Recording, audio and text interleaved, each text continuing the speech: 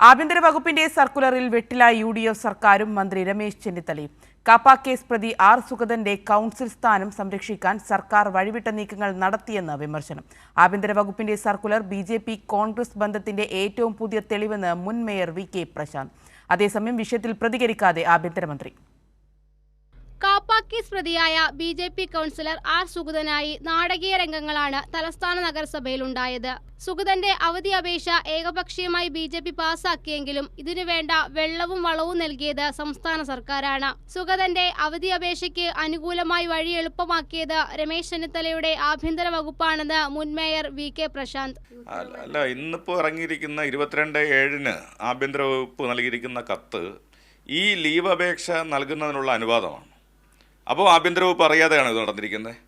അപ്പോൾ ശ്രീ രമേശ് ചെന്നിത്തലയെ മേയർ ഉൾപ്പെടെയുള്ള ആളുകൾ പോയി കണ്ട് ഇതുമായി ബന്ധപ്പെട്ട് വലിയ സമ്മർദ്ദം നടത്തിക്കൊണ്ടിരിക്കുകയായിരുന്നു.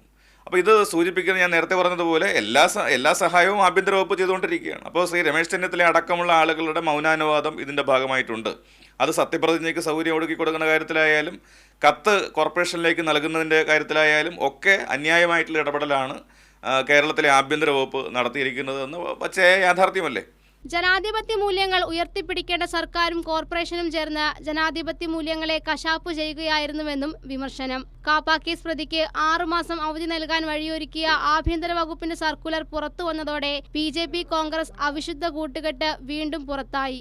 UDFും BJPയും തമ്മിലുള്ളൊരു അന്തർധാര നിരവധി സന്ദർഭങ്ങളിൽ ഇപ്പോൾ ഇവിടെ MLA ആയിരിക്കുന്ന ശ്രീ K മുരളീധരൻ വെടിവെച്ച് പിടിക്കേണ്ട ആവശ്യമില്ലായിരുന്നു എന്ന് പറയുന്ന ഒരു കാഴ്ച നമ്മൾ കണ്ടതാണ്. മാത്രമല്ല, സത്യപ്രതിജ്ഞയ്ക്ക് ജയിലിൽ എല്ലാ സംവിധാനങ്ങളും ഈ UDF ഗവൺമെൻറ് ഒരുക്കി കൊടുക്കുകയാണ്. അപ്പോൾ എന്ന് പറഞ്ഞു കഴിഞ്ഞാൽ ഇത് കൃത്യമായിട്ടുള്ളൊരു ബാന്ധവത്തിൻ്റെ കൂടി സൂചന കൂടിയാണ്. അപ്പോൾ തിരുവനന്തപുരത്തെ BJP ഭരണത്തെ സംരക്ഷിക്കാൻ എന്തും ചെയ്യും എന്ന നിലയിലേക്ക് UDF സംവിധാനം മാറിയിരിക്കുന്ന കാഴ്ചയാണ് കാണാൻ വേണ്ടി കഴിയുന്നത്. വിഷയം നിയമപരമായും രാഷ്ട്രീയപരമായും നേരിടാനാണ് LDF തീരുമാനം. മുനിസിപ്പൽ ചട്ടലംഘനത്തിനെതിരെ തെരഞ്ഞെടുപ്പ് കമ്മീഷന് LDF പരാതി നൽകും. അതേസമയം ആഭ്യന്തര വകുപ്പിന്റെ സർക്കുലർ മേയർ ഉയർത്തിക്കാട്ടിയതോടെ കോൺഗ്രസും സർക്കാരും പ്രതിസന്ധിയിലായിരിക്കുകയാണ്. കാപ്പ കേസ് പ്രതിക്ക് ജയിലിൽ പുനർസത്യപ്രതിജ്ഞയ്ക്ക് വഴിയൊരുക്കിയതും ഇതേ ആഭ്യന്തര വകുപ്പ് തന്നെയായിരുന്നു. കൈരളി ന്യൂസ്, തിരുവനന്തപുരം.